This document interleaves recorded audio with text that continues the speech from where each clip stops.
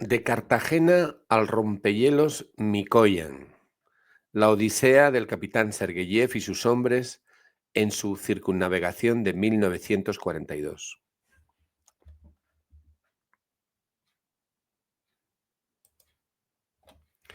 Hola, ¿qué tal? Me llamo Pedro García Bilbao y estoy colaborando con Casa Rusa en un proyecto para dar a conocer la figura del capitán Sergeyev y la aventura que llevó a cabo él y sus hombres durante la Segunda Guerra Mundial, lo que los soviéticos y ahora los rusos llaman la Gran Guerra Patria, en una aventura que fue realmente algo singular, pero que más allá de las características propias del hecho, dada la circunstancia histórica que vivieron en aquellos momentos, porque dar la vuelta al mundo es algo que se había hecho muchas veces, ¿no?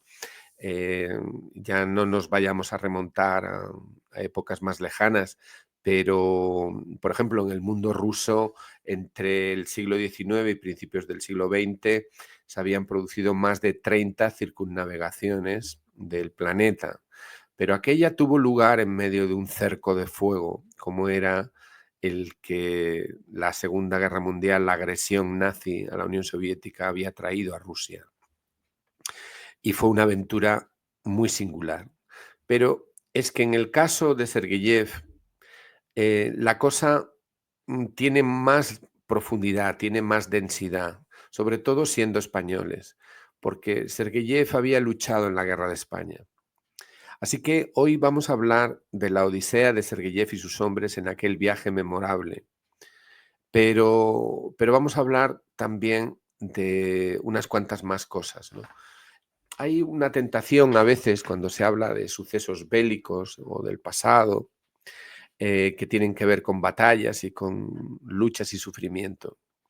Yo quisiera, quisiera aquí, antes de empezar con esta historia, contaros algo.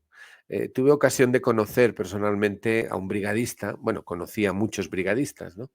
Pero conocí a un brigadista, Teo Francos, que era francés de origen español y que habías tenido, pues una peripecia vital absolutamente increíble. Había estado había venido de Francia en la huelga del 34, había estado, con los voluntarios franceses que participaron en la defensa de Madrid, había estado en Madrid aquel 6 de noviembre. Había hecho toda la campaña de la guerra de España, había marchado a Francia, se había incorporado al ejército, luchó en el ejército francés, estuvo en Dunkerque, pasó a Inglaterra, pasó otra vez a Francia, pasó otra vez a Inglaterra, se unió a los comandos británicos, luchó en el norte de África, tuvo 1000 aventuras, tuvo 1000 bailes con la muerte en el norte de África, en la retaguardia de los nazis. Volvió a Inglaterra, se arrojó en paracaídas en Argen, en el puente lejano aquel al que intentaron llegar los aliados para acortar la guerra. En fin, una historia absolutamente increíble. ¿Sabes lo que nos dijo? Nos dijo lo siguiente, lo recuerdo perfectamente, aquel día en su casa en Bayona. Nos dice, bueno, no está mal para un pacifista.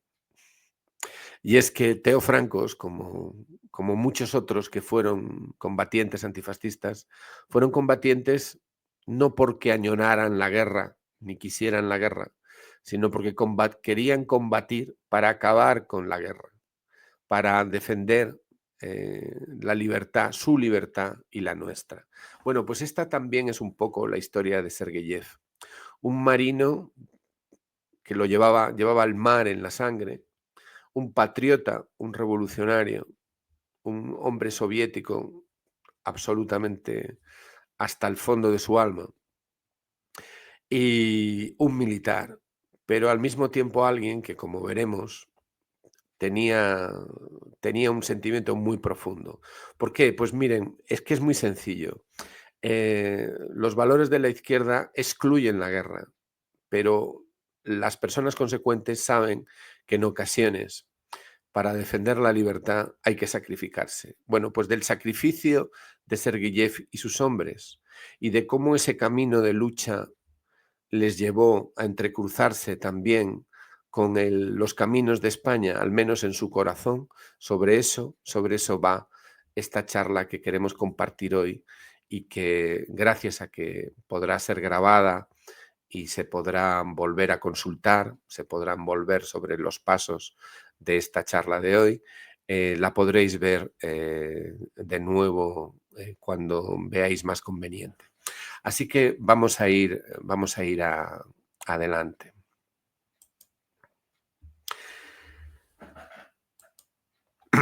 Bien, tenemos aquí la imagen de Sergei Mikhailovich Sergeyev en la fotografía de carné que se hizo pues poco antes de llegar a España, ¿no? He puesto aquí unas breves notas para hablar de su vida. He puesto un marino revolucionario. Bueno, pues miren, juzguen ustedes mismos. Él había nacido en la familia de un oficial del ejército zarista, su padre había sido coronel de artillería y él siempre había tenido una querencia especial por el mar. Eh, Había nacido en 1901 y con apenas 15 años, en 1916, pues ya era un cadete de la Armada. Siendo un crío, prácticamente, para poder llegar a esa condición de la Academia Naval, se había embarcado en una especie de academia preparatoria que existía en la Marina rusa de aquella época y había tenido ocasión de dar la vuelta al mundo, precisamente siendo apenas un crío. El proceso de la guerra mundial, la Gran Guerra de 1914-18, como sabemos, en Rusia, lleva a desatar la revolución y en 1917 la revolución le pilla pues muy joven e incorporado en la Marina. Durante la guerra civil rusa de 1918 a 1921, Sergeyev va a estar, en primer lugar, incorporado como marinero a los regimientos de marinería que participan en la lucha con el Ejército Rojo. Él es transferido de los destacamentos de marinos rojos del Báltico al Mar Negro y va a dejar en sus memorias al menos 3 episodios de lo vivido en aquella epopeya, porque lo fue, realmente muy intensos. Hay una breve nota que aparece en algunas de sus referencias biográficas diciendo que él salió conmocionado y en muy grave estado de la lucha en el norte de Crimea. Bueno, hay que decir que muchos de los regimientos de marinería que participaron en la lucha contra los blancos en el mar de Azov sufrieron muchísimas bajas. Esto lo refleja él en sus escritos. Y él fue uno de los supervivientes. El sacrificio de los regimientos de marinería del Mar Negro, que como digo se había nutrido también de marineros venidos de la flota del Báltico, logró derrotar finalmente los intentos de los blancos por hacerse con Crimea y en última instancia esa derrota en esa zona sur fue uno de los elementos que ayudó a la derrota de los blancos en la guerra civil. Él, digamos que ya lidió con la muerte en esos días. Y como digo, las referencias son que acabó maltrecho y enfermo, pero con una voluntad de hierro. Él, en esos días, él forjó ya una alianza muy profunda con la revolución. Pero si algo puede definir a Sergeyev es, en primer lugar, que era un patriota ruso y en segundo lugar, que era un marino de corazón. Y en esas dos querencias son las que le llevan a su compromiso político. Ese compromiso político es el que luego va a llevar a que se incorpore a la formación ya en la naciente Unión Soviética y va a estudiar en la Academia Naval, va a estar en la Academia Frunze, va a tener una excelente formación como militar profesional y va a recibir distintos mandos y distintas especialidades. En los años 30, él va a estar destinado en las unidades de destructores de la Armada Roja y sin duda esta capacitación suya, esta capacidad formada y desarrollada y probada, es la que va a llevar a que sea escogido para la misión militar en España.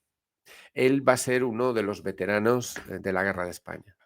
Em, ¿Cómo transcurre esa parte de la historia? Cuando se habla de Sergeyev en la aventura con el rompehielos Anastas Mikoyan, es algo que siempre está ahí. Es decir, que forma parte de una aura mítica que tiene el comandante del buque. Se sabe de él que es alguien que marchó voluntario. Bueno, no es que marchara voluntario, él lo cuenta en sus memorias, ¿no? Él tenía otro mando en un buque, le piden que acuda al cuartel general y le preguntan si estaría dispuesto a ir. Y él dice que sí, que adelante, que con lo que haga falta. Bien, vamos a ver cuál era un poco la situación. Él estaba en la flota del Mar Negro y él, para venir a España, que fue aproximadamente en febrero, mayo de 1937, en mayo de 1937, él se incorporó como pasajero en un buque mercante español, el Santo Domingo, que partió del Mar Negro, atravesó el Mediterráneo y llegó atravesando el Bósforo, las islas griegas, que son escenarios que luego él va a visitar de nuevo con el rompehielos, atraviesa el canal de Sicilia, que vemos aquí, y llega finalmente a Cartagena. Él no fue el primero en llegar, él ya está en la segunda o tercera entrega de especialistas soviéticos que vinieron a participar en la Armada. ¿Cuántos vinieron a participar en la Armada Española? Pues vinieron aproximadamente entre 64, una estimación conservadora, y 77, una estimación posible. Ni los 64 ni los 77 estuvieron todos juntos a la vez. Es decir, hubo varias tandas que se fueron relevando y en total nunca habría a la vez, al menos del grupo de marinos, más allá de unos 30. Aunque bueno, puede oscilar un poquito hacia arriba o no. ¿Quiénes eran y qué es lo que venían a hacer básicamente?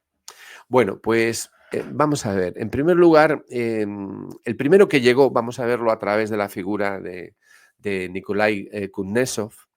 Nikolai Kuznetsov, que fue muy famoso porque luego fue ministro de la Unión Soviética y llegó a almirante durante la Segunda Guerra Mundial y que, bueno, él dio nombre a uno de los buques insignias de la Armada Soviética. Kuznetsov, que escribió ampliamente sobre la Guerra de España, ese meridiano lejano al que le llevó el servicio. Kuznetsov fue nombrado agregado naval en la embajada de la Unión Soviética en Madrid, entre otras cosas porque fue en aquellos días cuando por primera vez se establecieron relaciones diplomáticas. Y lo que pasa que la situación en España había derivado hacia el enfrentamiento con la facción del ejército que se había sublevado, y España estaba inmersa en una guerra civil, que era una guerra que tenía además un componente extranjero, ¿no? Tenía un componente de potencias extranjeras que estaban implicadas. Entonces, cuando llega este nuevo agregado naval, que es junto con apenas media docena de oficiales, viene a ejercer labores de enlace y de asesoramiento, la situación es completamente desproporcionada. Es decir, el territorio español estaba ya dividido, aquí lo vemos, estaba dividido en varias secciones vigiladas por la Sociedad de Naciones en el llamado Comité de No Intervención, que estaban bloqueando la costa española, así, literalmente. Llegaron a participar varios cientos de buques de las potencias aliadas y de los que no eran aliados, eran miembros del Comité de No Intervención. Se repartieron los territorios, la costa española, para vigilar el tráfico de buques, pero en realidad todo esto no era tanto para, en la práctica no funcionó tanto para conseguir aislar el conflicto español, sino para sofocar las posibilidades de resistencia de la República. Porque ese intento de control del tráfico de buques hacia las partes en conflicto, en realidad solamente operaba hacia la parte republicana. Había buques del Tercer Reich y buques de la Italia fascista, perdón, que formaban parte del Comité de No Intervención, cuando esas mismas potencias estaban ya interviniendo militarmente. Los buques del Tercer Reich y los buques de la Italia fascista sencillamente apuntaban los avistamientos de las naves republicanas, de los buques republicanos, y hacían inteligencia con la Armada franquista, cuando no, literalmente, atacaban también los buques mercantes. El hecho es que cuando llega Kuznetsov, viene con un cometido muy especial. Ese cometido muy especial es que se van a producir llegadas de mercantes que vienen de la costa del Mar Negro, de Crimea, hacia los puertos españoles trayendo material de guerra. Estamos hablando de septiembre, octubre, noviembre de 1936, cuando ya la intervención de las potencias fascistas lleva 3 meses en su apogeo.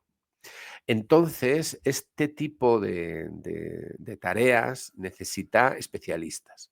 Así que van a venir asesores, pero entre ellos vienen telegrafistas, especialistas en comunicación, especialistas navales diversos, algunos oficiales de puente y algunos oficiales de máquinas.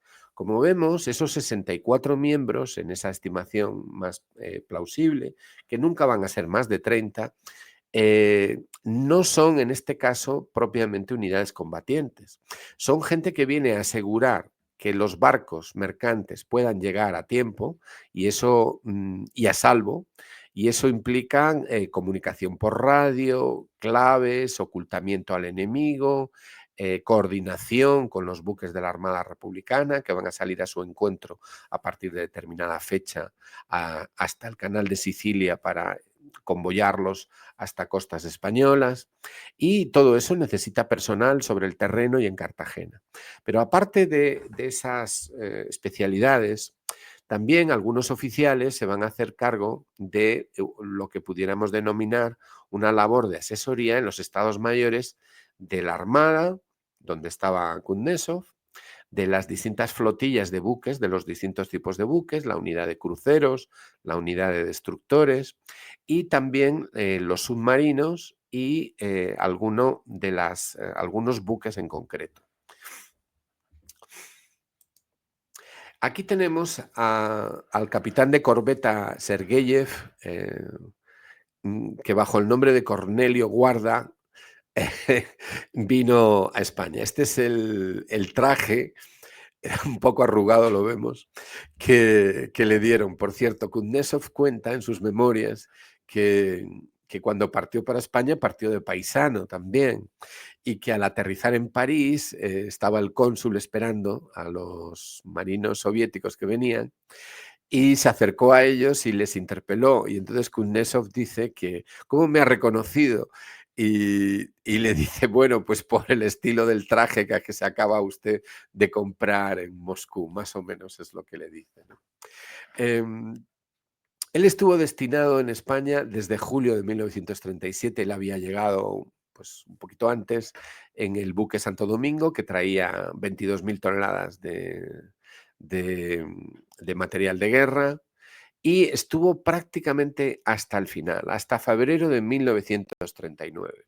Fue consejero en el Estado Mayor de la flotilla, de la segunda flotilla de destructores, y realizó, y esto es muy importante, muchísimas patrullas en el Mediterráneo en los destructores de su unidad y en el destructor Gravina, que ahora lo veremos, participando en ese periodo entre julio del 37, ya incorporado, y febrero del 39 muy intensamente. Decenas de miles de millas náuticas fueron recorridas por los caminos del Mediterráneo por los destructores de la división en la que estaba como asesor el propio Sergeyev, aunque él estuvo a bordo del destructor Gravina en operaciones.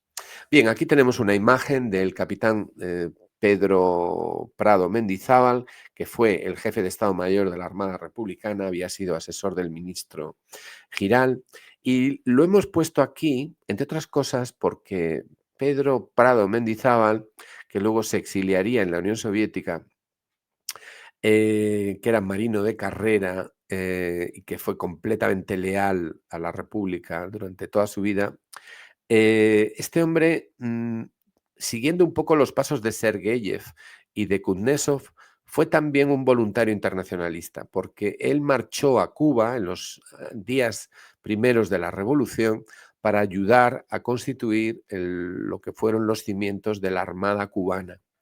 Y en una historia que todavía está por contar, pero que es enormemente intensa. En la otra foto, en la foto donde vemos varios oficiales, vemos al plantel de principales oficiales navales de la Armada Española con los que tuvo que trabajar Sergeyev. Sin gorra, vemos a un ayudante de marina que había hecho la Escuela Popular de Guerra y que va a ser elogiado prácticamente por todos los mandos, incluidos los enemigos, y desde luego también por Kuznetsov cuando hace una valoración de cómo había actuado la Armada Republicana. Porque este hombre se había graduado en la Escuela Popular de Guerra y fue quien dirigió el tiro en el combate de Cherchell con gran éxito, alcanzando a un crucero pesado del enemigo, cuando él no era alguien que viniera del cuerpo general, sino que era alguien que se había formado, como digo, en la Escuela Popular de Guerra. Este es el destructor Gravina, perdón, donde navegó Sergeyev.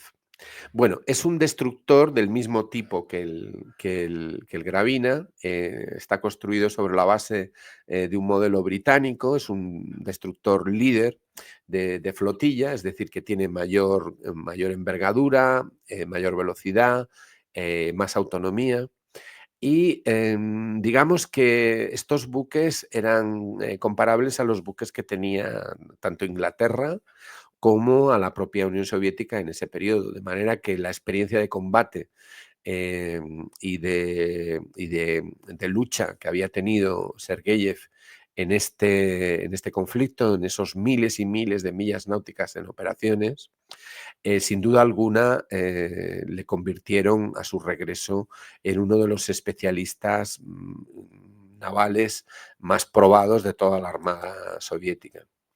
Bien, aquí tenemos un ejemplo de uno de los barcos, ¿no? Tenemos el crucero Libertad, que fue insignia de la Armada Republicana, y no quiero dejar esta parte sin recordar que esto fue también muy duro, ¿no? Tenemos aquí una lista de los 12 buques soviéticos que fueron hundidos o capturados en la Guerra de España por los facciosos. Algunos de estos buques fueron luego incorporados a la Armada Mercante, son barcos mercantes. Algunos de ellos fueron hundidos, hubo bajas entre la tripulación de la marinería mercante soviética. Entre ellos está el muy famoso Komsomol, que fue hundido por el crucero pesado Baleares y que bueno, fue realmente un choque, ¿no? Porque quienes hundieron la mayor parte o interceptaron más de la mitad de todos estos buques fueron submarinos italianos o destructores italianos en el Mediterráneo. La Unión Soviética exigió que hubiera una intervención, denunció los hechos, pero hay que decir que cuando el Komsomol fue hundido y cuando otros también lo fueron, varias decenas de buques británicos también estaban siendo interceptados, cuando no hundidos en ese periodo, mientras que la Sociedad de Naciones sencillamente se inhibió de participar.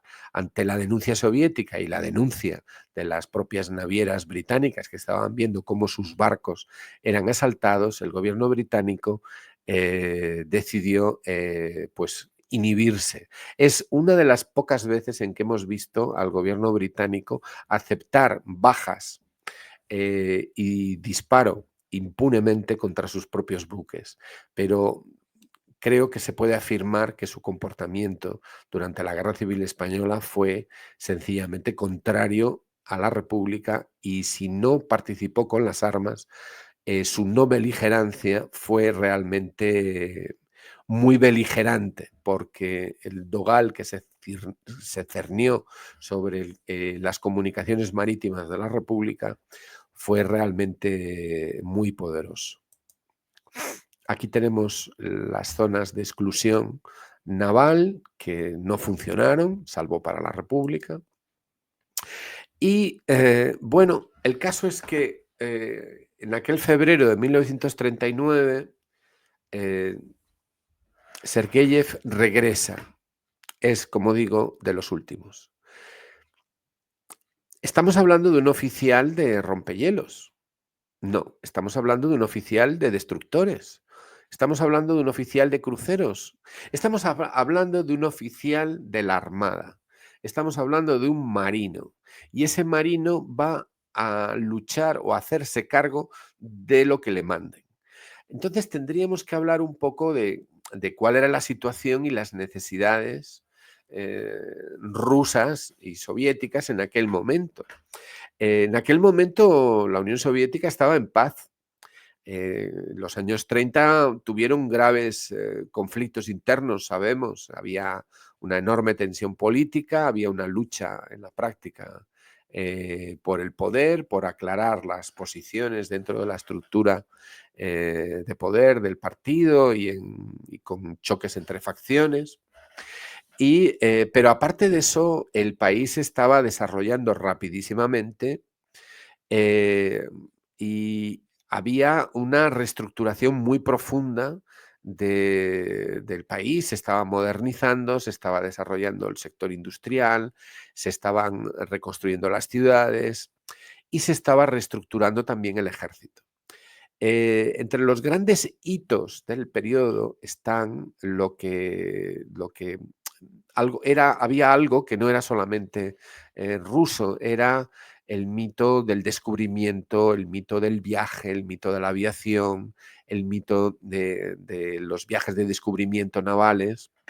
Hubo grandes aviadores soviéticos que recorrieron el polo, que recorrieron las extensiones del Ártico, y también había la exploración. Pero más allá de la exploración por un afán, digamos, deportivo o de extensión del conocimiento, para un país como la Unión Soviética, que tiene una costa gigantesca que da al Ártico, la existencia de una flota de rompehielos era fundamental, porque con la masa continental hacia el sur bloqueada por Europa y Asia, la única posibilidad de establecer comunicación naval rápida, o al menos siguiendo costas propias, era entre el Atlántico Norte y el Pacífico, era por el Océano Ártico. Pero el Océano Ártico estaba normalmente bloqueado por los hielos. El periodo de navegación fácil o posible era muy corto durante los veranos. Así que los rompehielos eran fundamentales. ¿Qué es un rompehielos? Bueno, pues un rompehielos es básicamente un barco que está especializado en atravesar la banquisa de hielo que cubre el océano, y para eso tiene unas características especiales, ¿no? Es decir, es más ancho, tiene un centro de gravedad, tiene un casco reforzado, va muy protegido contra el frío, tiene una capacidad de máquina muy poderosa que le permite perfectamente romper y ejercer con toda la masa del buque una fuerza irresistible en los témpanos de hielo y abrirse paso, de forma que la probabilidad de quedarse atrapado es menor, pero no solo eso, sino que puede abrir un paso a los buques normales que le sigan. Los primeros rompehielos rusos venían ya desde finales del 19. Se habían construido con licencia británica algunos, pero en los años 30 se estaba intentando que los rompehielos se desarrollaran con tecnología propia, aprovechando toda la experiencia acumulada. Así nace la serie 51.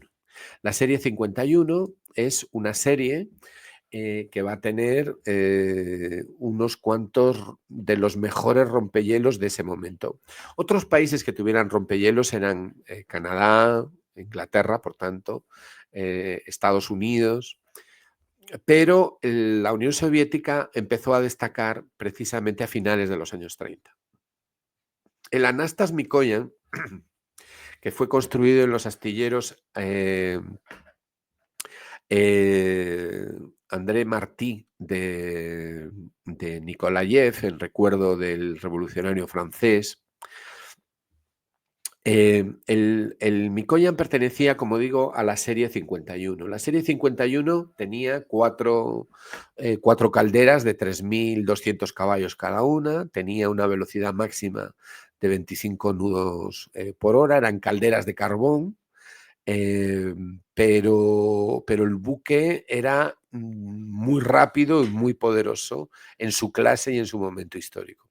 Este buque además tenía unas características muy especiales. Era mucho más grande, mucho más espacioso, tenía muchísimos camarotes. Los camarotes eran compartidos, pero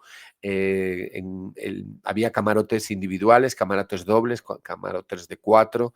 Tenía todos los servicios, tenía muchísimos detalles, el recubrimiento de madera, un perfecto aislamiento, una sala común, tenía posibilidad de proyectar cine, tenía sauna, tenía biblioteca, tenía salas de estar, tenía depósitos de todo tipo, tenía un frigorífico para mantener los víveres frescos, tenía capacidad para permitir a una tripulación sobrevivir a bordo del buque durante más de un año. Era uno de los buques más modernos de cualquier flota de rompehielos del mundo en ese momento. Tenía además unas centrales eléctricas con grupos electrógenos que conferían al buque una capacidad para comunicarse a lo largo de todo el planeta. Es decir, tenía muy reforzadas todas las capacidades de comunicación y las capacidades para investigar y hacer trabajo de investigación científica en el Ártico y donde hiciera falta.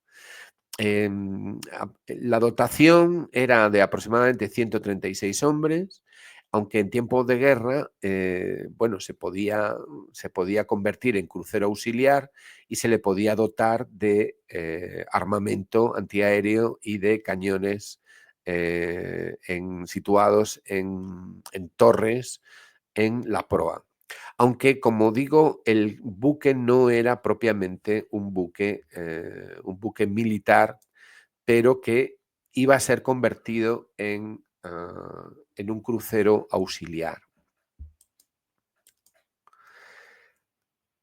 Como todos sabemos, en junio de 1941, la Operación Barbarroja dio inicio y la Alemania nazi y sus aliados atacan a la Unión Soviética. ¿Cómo pilla esto a nuestro hombre, a nuestro capitán de corbeta Sergeyev? Pues le pilla, digamos, a bordo de un destructor, el Vistri, en Sebastopol. En los primeros días hay que decir que hay mucha confusión sobre qué fue lo que pasó o dejó de pasar, si se tomaron las órdenes correctas, si se intentó de alguna forma prevenir o no prevenir el ataque nazi a la Unión Soviética. No es este el momento ahora para definir qué fue lo que pudo pasar.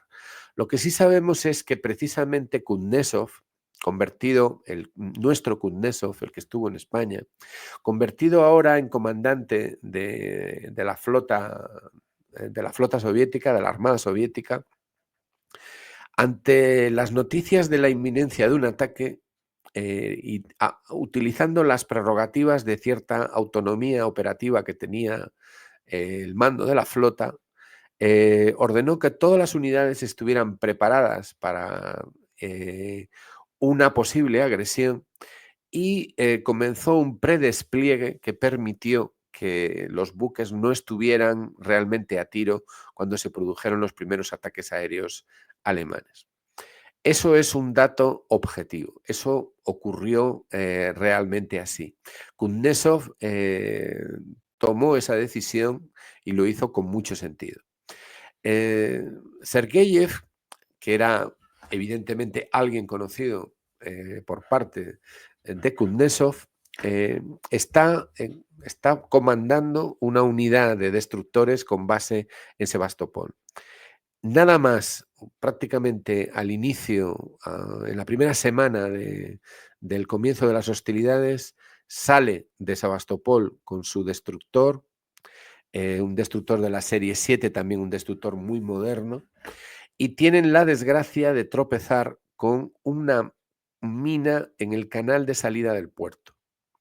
Si la mina había sido situada por los propios soviéticos o arrojada por la aviación alemana, pues no es algo que sabemos. Lo que sí sabemos es que le destruye prácticamente la proa al destructor, le causa 25 bajas y 81 heridos, muchos de ellos muy graves. El propio Sergeyev sufre una enorme conmoción por la explosión en los bajos del buque, pero con un gran alarde de responsabilidad y valor consigue que el buque, aprovechando la marcha que llevaba, saliera del canal y embarrancara, liberando el canal e impidiendo que quedara de alguna forma cerrada la salida del puerto. Sergeyev va a acusar muchísimo este hecho. Él narra cómo visita a los heridos en el hospital naval, queda muy impresionado por el dolor, por el sufrimiento de sus hombres, a los que apreciaba sobremanera, apreciaba enormemente la vida que bullía en ellos y sufre con el dolor que ve.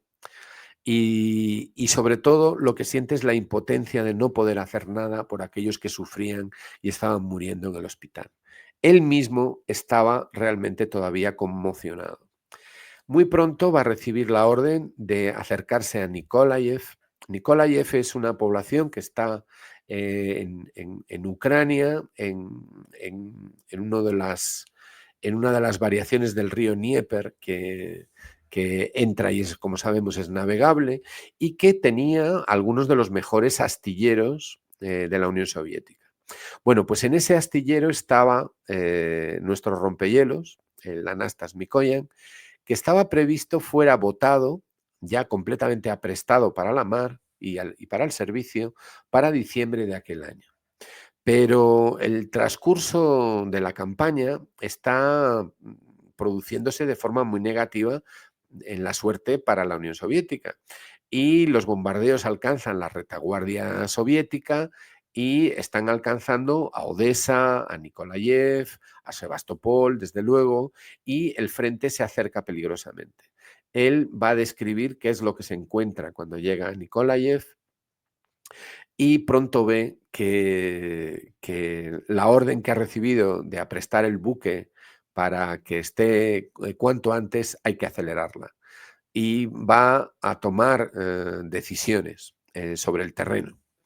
Va a hablar con los obreros del astillero, con la dirección del astillero, y se van a centrar en ponerlo operativo cuanto antes para que pueda surcar las aguas y pueda ser evacuado cuanto antes de la propia Nikolaev, porque se ve sencillamente amenazado, sea de destrucción en los astilleros o sea por ocupación del enemigo.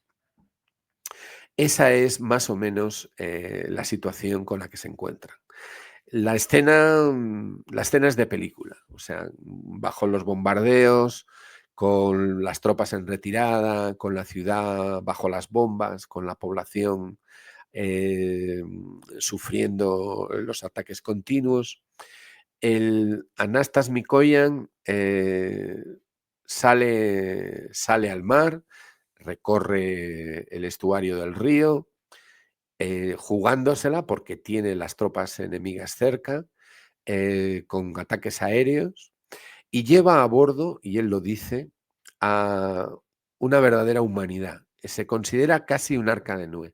No solamente lleva a su tripulación, es que llevan a bordo a cientos de soldados, llevan a bordo casi 1000 trabajadores del astillero, que sencillamente no tienen otra opción que escapar a bordo del buque para tratar de llegar a Sebastopol. Con una carga humana impresionante, en unas condiciones dificilísimas y bajo ataques aéreos, aunque el buque sí está ahora armado, porque lo han armado como crucero auxiliar, logra escapar a varios ataques de torpedos enemigos lanzados por aviones en la costa de Crimea y logra llegar a Sebastopol. Esta va a ser la primera victoria del capitán Sergeyev. La segunda va a ser conseguir participar en las luchas que vinieron en Odessa y luego en la propia defensa de Sebastopol con éxito. Sergeyev en ese momento de su vida está viviendo una segunda guerra, no una primera, sino una segunda guerra. La tercera, si tenemos en cuenta lo que vivió en la guerra civil en Rusia, ¿no? Le impresiona mucho ver los restos de su casa en Sebastopol destruidos por las bombas. Los ve desde el barco. También su vida está, en cierto modo, un poco rota, porque se ha separado su mujer. Hay un divorcio entre ellos, no un divorcio formal, aunque lo van a formalizar, sino un divorcio íntimo, ¿no? No sabemos los motivos. Lo que sí sabemos es que hay dos personas que se han separado y que sufren realmente mucho. Ese es el escenario íntimo en el que él se encuentra cuando precisamente a su alrededor lo que tiene es la cruel guerra que se está produciendo, ¿no? Estos son los escenarios. Mirad, aquí tenemos Sebastopol en la península de Crimea, tenemos Nikolaev en una de las variaciones del río. Como se ve, es una zona navegable hacia el interior del continente. Y tenemos Odessa. El buque sale de Nikolaev y regresa hasta Sebastopol, y desde Sebastopol va a participar en la defensa de Odessa, que está siendo asaltada por las tropas de Rumanía y las tropas alemanas. Van a ser combates realmente muy duros. Vamos a ver, ¿qué hace un rompehielos, por favor, participando en combates navales? Prácticamente no tiene mucha defensa, es decir, no es un buque que esté blindado o acorazado.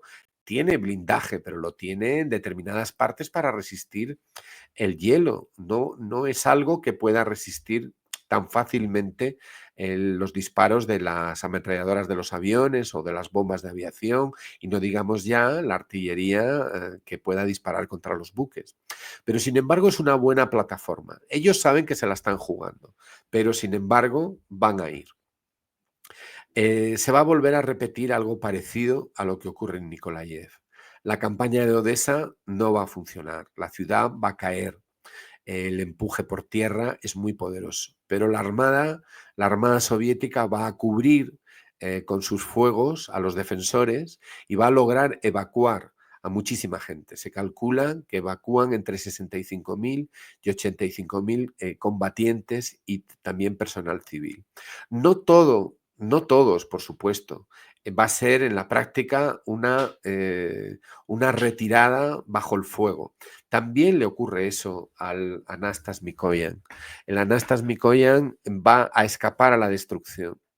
¿Por qué? Pues porque de nuevo los aviones les atacan y la mano firme en el timón y la orden de mando de Sergeyev y su experiencia en el Mediterráneo le va a ayudar a sortear los torpedos y a galvanizar la resistencia de sus hombres. Uno de los aviones enemigos que les golpea y causa bajas a bordo y el incendio de los depósitos de combustible de uno de los barcos auxiliares, de las barcazas auxiliares de salvamento que llevan a bordo, bueno, pues uno de esos aviones es destruido y cae a muy escasos metros de la borda. El Anastas Mikoyan ha cumplido con su deber y ha regresado a Sebastopol. Después de eso va a hacer varios viajes entre Sebastopol y Novosibirsk, que está aquí en la costa, pasado el estrecho de Kerch, y va a ser parte de ese cordón umbilical que va a ayudar a la defensa de Sebastopol a aguantar todo lo que pueda, hasta que finalmente los hechos se precipitan y no tienen más remedio que retirarse. Crimea ha caído, Sebastopol está sitiada y la lucha durará todavía algún tiempo. Pero los barcos de la Armada tienen que salir so pena que sean destruidos. Incluso Novosibirsk, aquí al lado del estrecho de Kerch, se encuentra en peligro. Van a tener que retirarse mucho más allá, a lo más profundo del Mar Negro, a la costa de lo que hoy es Georgia. Es decir, se tienen que retirar a la ciudad de Poti y Batumi, que tienen puertos pues muy limitados, donde se van a aglomerar allí todos los supervivientes de la Armada del Mar Negro. Bien, he dicho que todo esto coincide con un momento íntimo, profundo del propio capitán Sergeyev. Él lo relata en sus memorias. Él cuenta que para animarse o que hay unos discos que están a bordo del buque y dice que escucha y le anima la grabación de La Dama de Picas, que es una ópera basada en un libreto inspirado en una obra de Pushkin. Es una obra de Tchaikovsky. Ese aria de Paulina que él dice que escucha en Sebastopol, cuando las bombas caen, ve su casa destruida y se ha despedido con dolor de la que había sido su esposa. ¿Qué dice ese aria que dice él haber escuchado? Pues es un aria en la que se canta al principio. Os divertís cantando, dice Paulina. Dice, yo también viví en aquella próspera Arcadia, en aquellos días felices. Es decir, está llorando por los días felices del pasado. Este es un poco el estado de ánimo en el que se encuentra Sergeyev. Así que un día lo que va a ocurrir estando aquí en Batumi, aquí vemos el puerto de Batumi en Georgia, hoy, como vemos, es pequeño, no es el puerto de Sebastopol. Lo que va a ocurrir es que va a recibir una orden especial. Estando en Poti, le ordenan desarmar el barco. Desarmar el barco.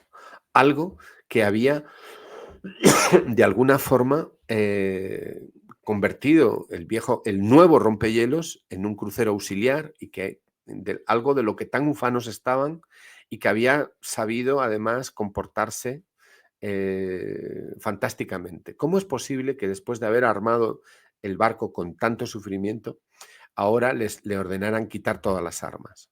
Una vez más, le van a situar ante la perspectiva de un destino desconocido y secreto. Le piden, le preguntan si está de acuerdo y él obviamente se pone a disposición. Eh, Va a recibir una orden especial. Tiene que llevar el buque desde el Mar Negro a la costa siberiana del Pacífico, al objeto de poder cumplir con su tarea de rompehielos, haciendo que barcos de la flota del Pacífico puedan ir por el rumbo norte, por el océano Ártico, hasta llegar al mar de Barents. Pero para hacer eso va a tener que andar pues prácticamente medio mundo. Medio mundo si va por el Pacífico y el mundo entero si va por el Atlántico, algo que en ese momento no saben muy bien cuál de las dos opciones va a poder ser. Pero la orden es clara, se tiene que incorporar a la flota del Pacífico. Así que estamos hablando de una transferencia secreta. Esto de transferencia se refiere, al menos cuando se traduce del ruso, a transferencia de un océano a otro, del norte al sur, del este al oeste, del Báltico al Negro, del Negro al Pacífico, del Pacífico al Atlántico Norte. Eso es lo que significa aquí transferencia. Sin duda va a ser una gran hazaña. Aquí está, aquí le vemos en lo que ahora es Georgia y que entonces era la Georgia soviética, Batumi, y va a ser la primera de las escalas que van a realizar. Tenemos, por tanto, un primer momento en el que esas órdenes secretas van a causar una enorme sorpresa. Se le va a pedir a todos los artilleros que habían combatido que abandonen el barco. Va a haber unas semanas ahí de preparación. Esto va a tener lugar en noviembre del 41. De manera que van a vestir ropas de civil, se van a convertir en marineros mercantes de la flota mercante de la Unión Soviética y van a partir con rumbo desconocido. Van a conocer las órdenes los oficiales de a bordo. Hay una orden que implica la autodestrucción del buque antes que caer prisioneros. También las órdenes pasan por desarmar completamente la tripulación y al barco.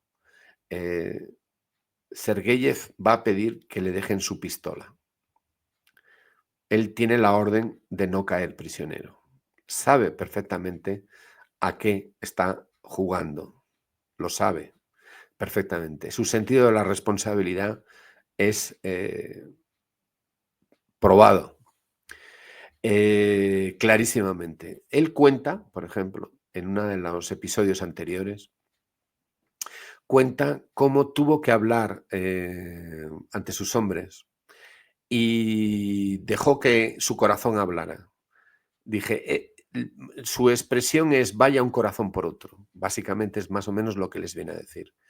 Hay que decir que a estas alturas, sencillamente, la tripulación es una piña con su capitán. Irán donde les diga, irán a donde haga falta y tienen un enorme respeto por la misión, por la causa y también por el viejo cascarrabias que es su capitán. Sergeyev, al que hemos visto con el corazón roto en Sebastopol, va a tener una sorpresa inesperada en Batumi. Va a haber una actuación a bordo del buque de una compañía de teatro. Se trataba de elevar la moral. Él primero no quiere participar, no se siente animado para nada. Está muy cabizbajo y serio. Pero le agrada ver reír a los hombres, le agrada el juego que se traen en el escenario. Y cuando la compañía de teatro comparte el comedor con la tripulación, él se tiene que sentar con ellos, agasajar a los actores, al director de la compañía, y están allí todos reunidos cuando descubre una mirada, la mirada de una mujer de ojos profundos, de una mujer que le parece muy impactante, muy sincera, una mujer ya hecha, morena, que curiosamente no ha visto en la escena. Es la escenógrafa de la compañía. Esa mujer va a ser su esposa. será su esposa. Le verá partir.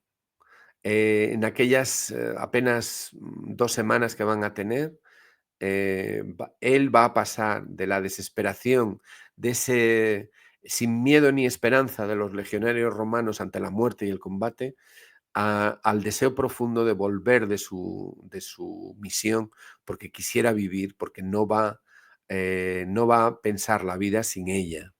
Es realmente una historia de amor la que tienen. Van a vivir juntos 38 años y cuando ella muera, finalmente, en 1974, él apenas la sobrevivirá 5 meses. Él también hace una referencia en este punto de una música que él había estado oyendo en aquellos días. En esta tarde gris, que es un tango argentino, que también debían de tener el disco a bordo y que él, como hablaba castellano, pues sencillamente comprendía perfectamente. Así que en esa tarde gris él encontró su amor, digamos, ¿no? Pero la realidad se impone y cuando parten de Batumi se prometen esperarse al menos 3 años, salvo que la muerte los separe antes de tiempo. La marcha por el Mar Negro cuenta primero con unos destructores soviéticos que les protegen. No van ellos solos, van 3 petroleros con ellos. Todos tienen las mismas órdenes. Primera parada, Estambul. Aquí vemos a los oficiales, aparte de los oficiales, con sus uniformes de la Marina Mercante soviética. Aquí vemos a algunos de los más señeros tripulantes de a bordo, gente muy conocida a lo largo de la historia, con los trajes que les traen para disfrazarse, prácticamente, porque claro, ellos son marineros de la Armada Roja, pero en esta aventura tienen que ir como civiles. ¿Cuál es el motivo? Bueno, el motivo es muy sencillo. Turquía tiene un estatuto especial para el paso de los buques por el Bósforo y no admite el paso de buques armados, buques de las armadas de guerra. Eso, por ejemplo, va a llevar a que no haya buques italianos de la Armada Italiana en el Mar Negro, ni tampoco buques alemanes que hayan podido pasar por el Bósforo. Todo lo que hay será lo que ya existía en el Mar Negro o lo que pueda venir por tráfico fluvial desde el continente, pero no. Bueno, el caso es que los barcos soviéticos de la Armada Soviética no pueden pasar, pero, por favor, el rompehielos vuelve a ser aquello que estaba destinado a ser, un buque civil. Y aquí les tenemos. Este es el camino siguiente. Este, por cierto, es un camino parecido al que él había iniciado en aquel lejano ya 1937. También el buque español atravesó el Bósforo y entró en el Egeo y tuvo que hacer frente al acoso de la Regia Marina italiana, como este fue el caso. Si 12 mercantes soviéticos fueron interceptados, hundidos o capturados por los buques facciosos españoles o por la propia Armada italiana, ahora no iba a ser distinto. ¿Qué es lo que pasa en el Bósforo? En el Bósforo suben a bordo del buque oficiales de contacto aliados. El viaje va a hacerse en colaboración con la Gran Bretaña y con Estados Unidos, pero el agregado naval británico en Turquía les dice que no pueden escoltarles. Y se incorporan a bordo del Anastas Mikoyan. Se incorpora, en primer lugar, un práctico soviético que conoce muy bien el Egeo, pero también se incorpora un equipo de comunicaciones británico. Y además, este oficial británico es de una familia aristocrática, se llama Edward Anson y es pariente lejano del rey de Inglaterra y de una familia de ilustres marinos desde hacía mucho tiempo. También es pariente del antiguo director de ABC, el señor Anson, que es como lo pronunciamos los españoles, y él siempre ha estado muy ufano de este tipo de parentesco familiar. Aquí se va a producir la prueba de fuego. Combate en Rodas. Aquí vemos al Anastas Mikoyan con los efectos del fuego. ¿Qué es lo que va a ocurrir? Bueno, pues lo que va a ocurrir es que sencillamente todo el mar Egeo está en manos italianas y alemanas. Y los italianos tienen bases en la isla de Rodas y en otros sitios. Es decir, hay un monitoreo completo por la aviación y los barcos.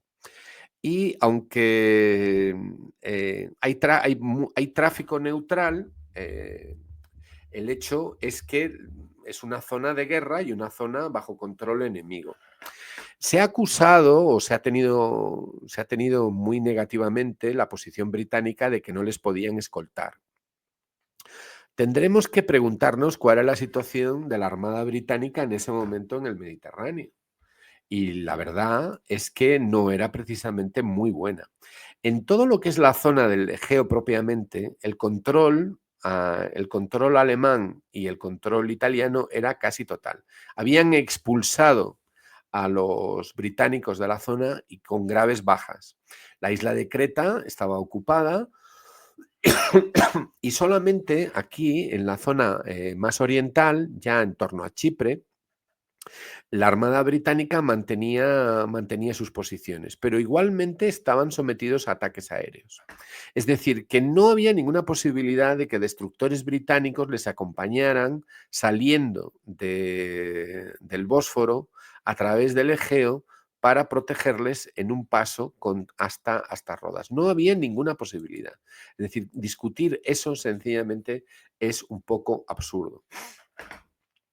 ¿Qué es lo que les va a pasar? Bueno, pues lo que les va a pasar es que los aviones los detectan, las torpederas italianas les detectan, van a intentar camuflarse, van a decir que son de un país neutral.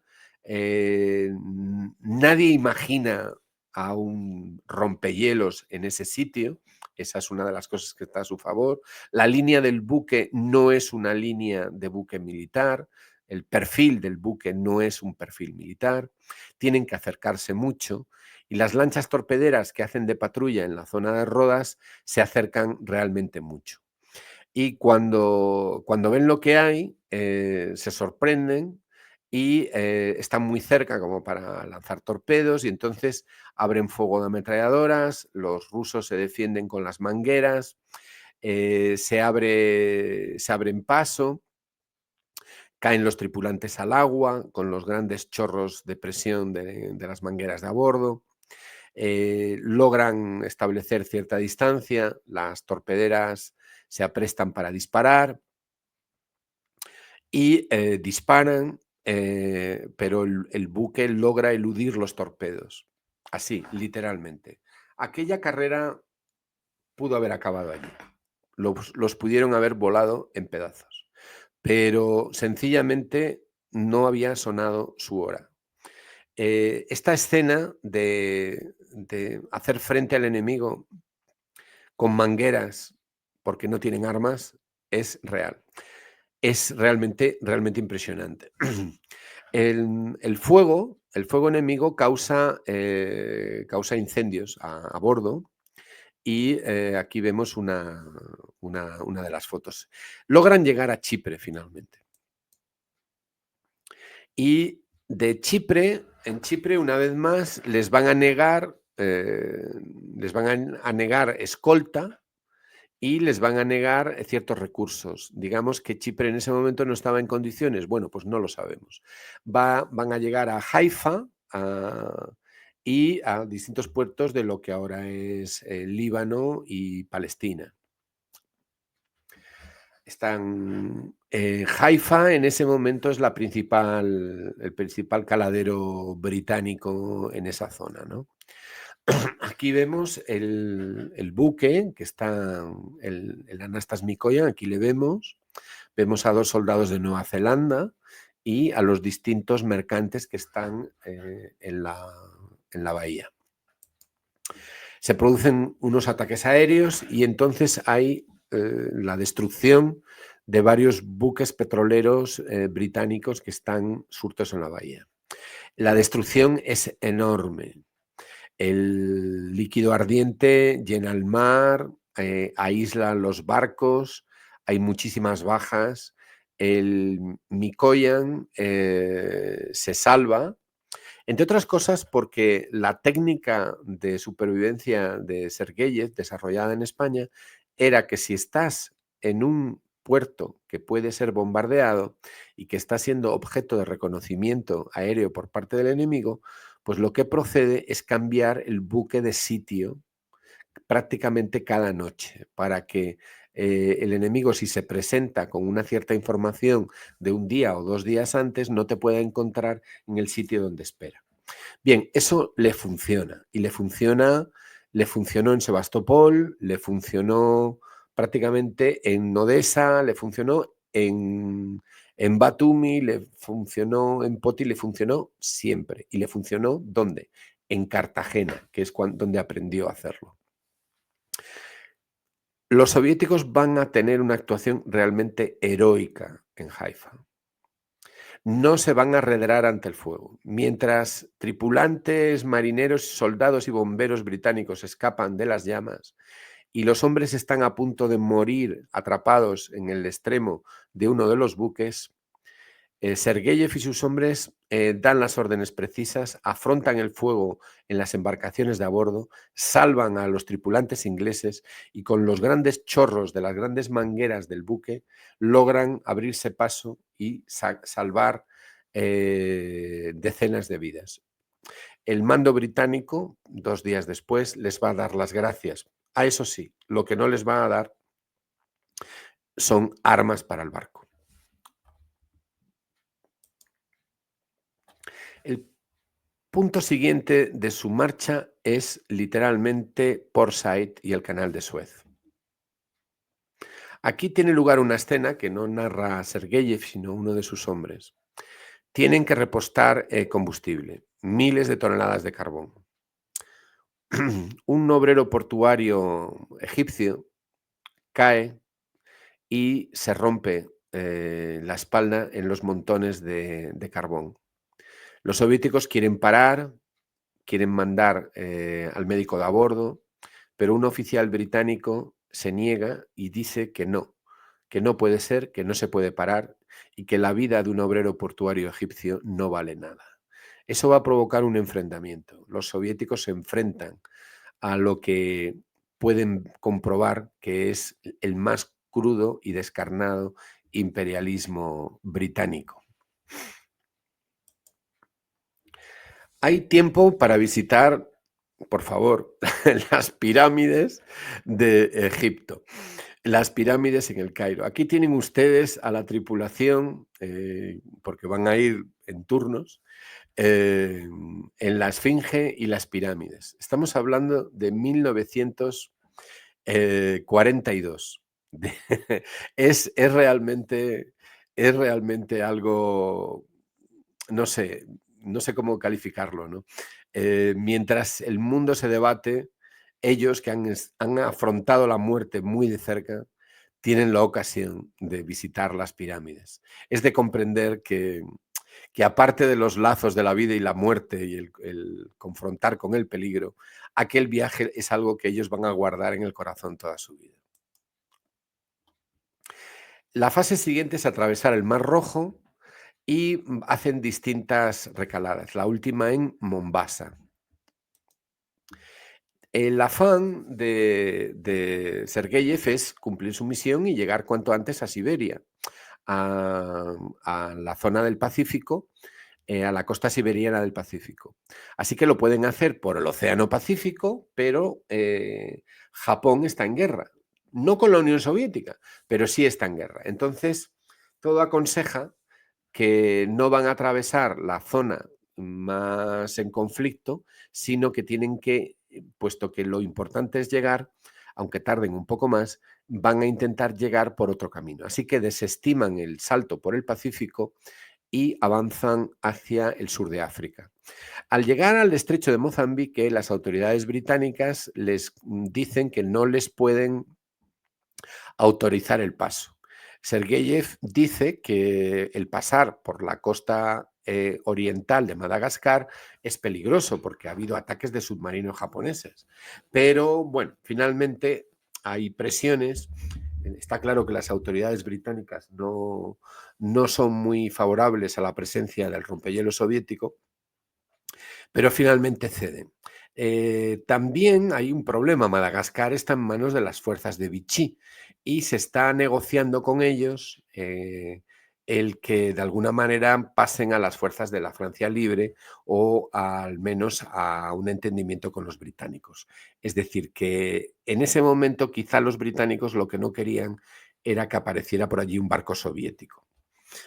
Llegan a Durban, en la frontera de la República, bueno, de la colonia de Sudáfrica con Mozambique, y van a dejar montones de recuerdos de su primer contacto con tierras africanas. En Ciudad del Cabo se va a producir una vez más un intento de negociación. Hay convoyes que cruzan el Atlántico, quieren ser incorporados a un convoy. El mando británico les dice, no, ustedes son muy lentos, ustedes tienen propulsión de carbón, nos retrasarían. Hay argumentos a favor y argumentos en contra. Sergeyev los expone todos, pero lo que puede comprobar es que una vez más el mando británico se niega a prestarles la ayuda correcta. Así que se aprestan a cruzar directamente al continente americano por el Atlántico Sur. Van a ser 12 días de travesía. Les va a caer un temporal de fuerza 8. Es sencillamente una experiencia brutal. Es sencillamente brutal. En las notas escritas de sus memorias hay algunos días que prácticamente no se pueden leer porque el movimiento al que está sometido el barco no le impide tomar notas correctamente. Hay que pensar que un rompehielos tiene un centro de gravedad pues muy determinado, muy apropiado para romper los hielos, pero no para afrontar olas de fuerza 8 en el Atlántico Sur. Aquí les vemos. Bueno, miran, pero ¿no dicen ustedes que no iban armados? Bueno, estos cañones son sencillamente de madera y están hechos para dar miedo. Es literalmente eso. Aquí le vemos a él con su segundo a bordo, que luego va a ser el siguiente comandante del buque, con sus uniformes de la Marina Mercante soviética. Bueno, aquí, si me permiten, vamos a acelerar un poco. Aquí les vemos pues muy honrados, muy respetuosos, muy marciales. ¿Dónde están? Están en Montevideo, Uruguay, primera escala en el continente americano. Piden permiso para ofrecer un homenaje a el general Artigas, libertador y fundador de la República Oriental del Uruguay. En esta foto vemos al capitán Sergeyev y vemos a Sir Edward Anson, enlace naval británico, oficial de comunicaciones, que está con ellos en el barco. La visita es obviamente todo un acontecimiento. Al principio no quieren dejarles entrar porque no quieren dejar entrar a buques armados, pero los cañones eran de madera. Y luego también hay presión del sindicato. El sindicato de estibadores, bueno, protesta y se sitúa al lado de los soviéticos, pero el buen hacer del cónsul británico y el buen hacer del Partido Comunista local y el buen hacer de la Cancillería de la Presidencia de la República eluden todo problema. Uruguay va a ser un puerto de recalada muy amigable. Ellos van a tener un detalle diplomático muy importante, que no es casualidad. Estaba claro que ellos tenían instrucciones para hacer esto y que va a ser muy sincero. Aquí tenemos algunos de los tripulantes en el monumento a los primeros pobladores de la República del Uruguay. Y aquí tenemos el escenario de su viaje. Tienen que pasar por el estrecho de Magallanes y luego ir remontando la costa. Aquí les vemos cruzando en unas imágenes del Estrecho de Magallanes. Son paisajes que les llenan por completo. Y después hay que decir que en este viaje, por ejemplo, ellos van a parar en Chile, en Valparaíso, pero van a parar también en Ecuador, van a parar en Panamá, van a hacer varias recaladas y en todas ellas van a hacer también una presencia importante diplomática con visitas, con homenajes y con un impacto muy fuerte porque en algunos casos era el primer buque soviético en misión especial que llegaba. Los norteamericanos les van a recibir muy bien, el barco va a ser completamente reparado profundamente. Eso sí, la tripulación es internada, los mantienen en tiendas de campaña en una zona militar y no hay visitas protocolarias. Después de eso salen hacia el norte, van a Alaska, a las Aleutianas y finalmente a Puerto Providencia, en Bahía Providencia, en el Estrecho de Bering. Mitos y verdades. La cuestión del secreto. ¿Esta historia se mantuvo en secreto? Bueno, ¿qué es lo que les pasa cuando llegan a Nueva Providencia, Bahía Providencia en el Estrecho de Bering? Bueno, pues por favor, ¿cómo no va a ser secreto? Si es que están en 1943, están en plena guerra mundial, es una acción secreta, es una acción conjuntada con los aliados, con los norteamericanos y los británicos. ¿Qué esperan? ¿Que la hagan pública? No era secreta en el diario de Montevideo, pero era una acción que tenía que llevar todas las discreciones posibles. Sergeyev va a abandonar el barco ya en la escala de Providence, ¿de acuerdo? ¿Por qué? Pues porque la guerra sigue y le necesitan en otro sitio y el barco tiene unos cometidos a partir de ahí, pero él lo ha cumplido. Así que se va a especular mucho sobre lo que va a pasar a partir de aquí. Hay mitos y verdades. La cuestión del secreto. Bueno, pues vamos a ver. Fue una misión conjunta con los aliados. La situación después de la Segunda Guerra Mundial se deterioró, derivó hacia la Guerra Fría. Hasta el año 58 no se levantó la discreción obligada sobre este asunto. Pero a partir del 58, bueno, va a haber reuniones de los tripulantes, va a haber artículos en prensa, va a haber homenajes, se va a publicar. Era una historia que a partir del 58 se va a conocer, no hay ninguna duda al respecto. Otra cuestión, el débil apoyo británico. Bueno, sobre el débil apoyo británico yo creo que está probado, está probado. Y que no les hacía ninguna gracia políticamente a los mandos en Mombasa o a los mandos en la República Sudafricana, pues parece clarísimo. Y que a las autoridades de Vichy en negociación con los aliados para ver qué pasa, qué hacemos con lo nuestro, en la presencia de un buque soviético no era precisamente un estímulo, pues con toda seguridad. Lo que sí sabemos es que los británicos no podían moverse con libertad en el Egeo ni ayudarles a pasar Rodas tan fácilmente. Hubieran tenido que montar una misión naval específica con grave riesgo para unas fuerzas que tenían empeñadas en otros sectores. Es decir, esa parte es una parte que se explica perfectamente. Pero el resto no. El resto significa débil apoyo, un apoyo con reticencias. Aunque no hay que olvidar que a bordo del buque van oficiales de enlace británicos. El apoyo de Estados Unidos, bien, ese es mucho más claro, es un apoyo muchísimo más claro. Pero, por ejemplo, les internan a los tripulantes, ¿de acuerdo?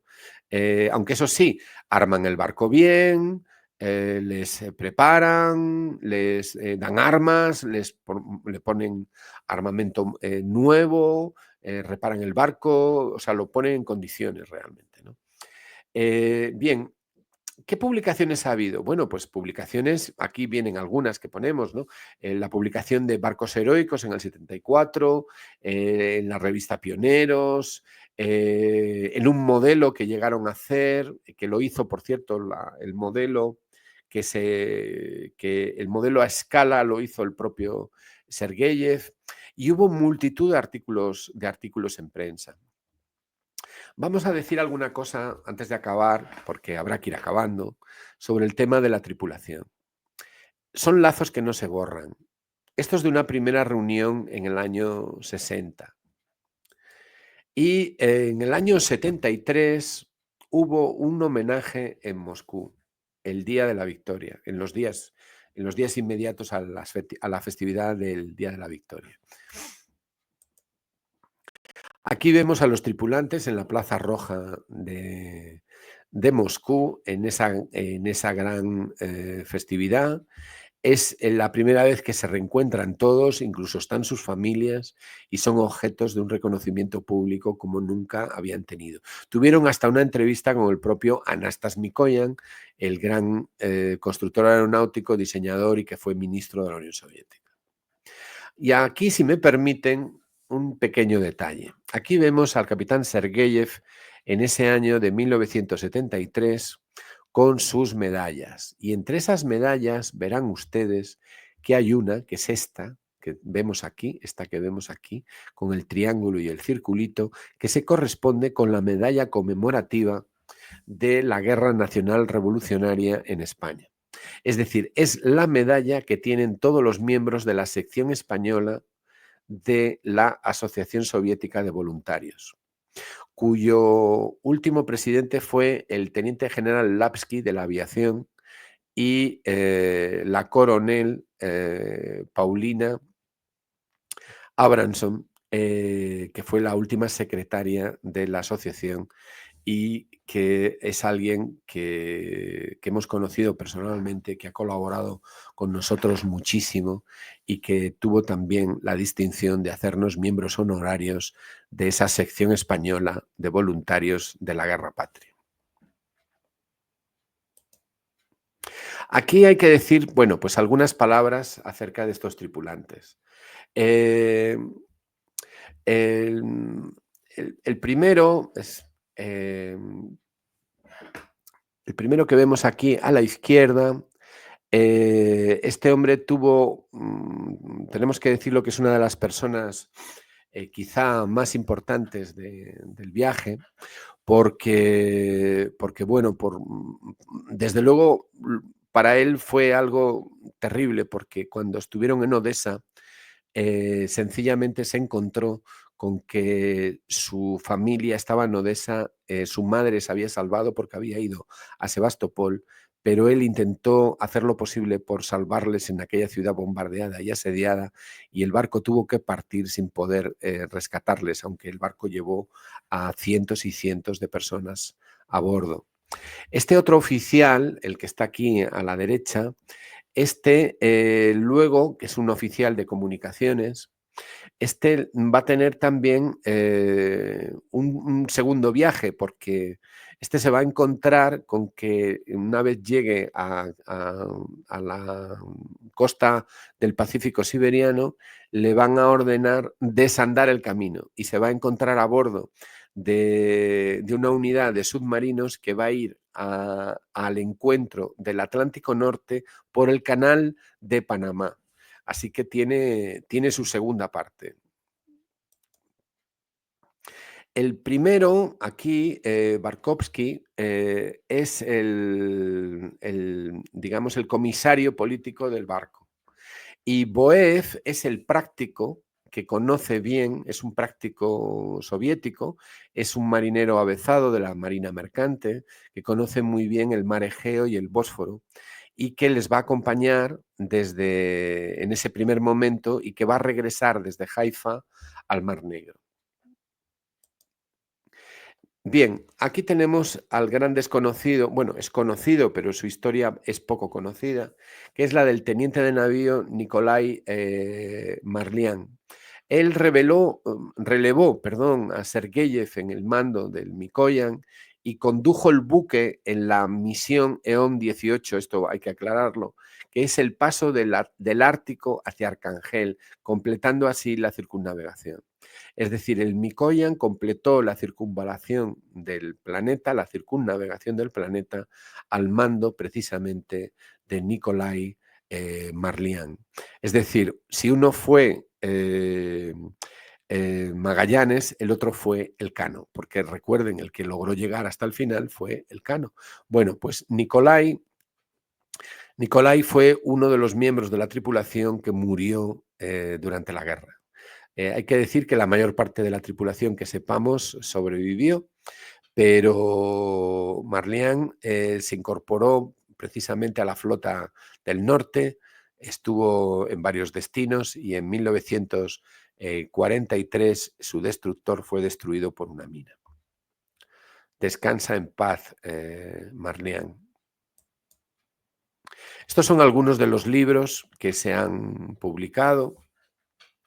Y también, por supuesto, hay publicaciones en la red internet que se pueden conseguir y muy especialmente esta que está hecha por 2 nietas de los tripulantes, del capitán Sergeyev y de otro tripulante más.